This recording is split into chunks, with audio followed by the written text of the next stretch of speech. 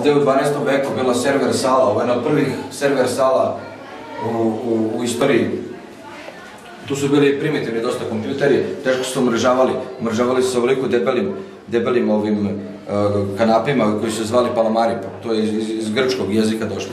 U ovoj drugoj sobi, tu su uglavnom, to je ostava bila, tu su pohranjivali podatke. Znači ti podaci bili su u to vreme dosta veliki i pisani su, to je spravljeni su na nezgodnim nosačima podataka, kao što je bio pergament.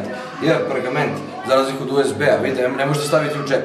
To je bilo ogromno i tako zbog toga su morali imati velike prostorije. Nama je danas blagodet što mi možemo da koristimo čak i udaljene servere, takozvanu cloud tehnologiju, da bi nešto pohranili. A pogledajte u to vreme ovolike pergamentučina, pa sad ti piši, pa da vidimo. Pa ako treba mu presnemi još ako piratuju neke knjige, nešto, dok on dođe kod njega pa prepiše, a sada samo pošaljemo. Tako da, vidite vi u kom mi dobrom dobu živimo. Zamislite da živite u 12. veku pa da morate da prepisujete kada nešto piratizujete.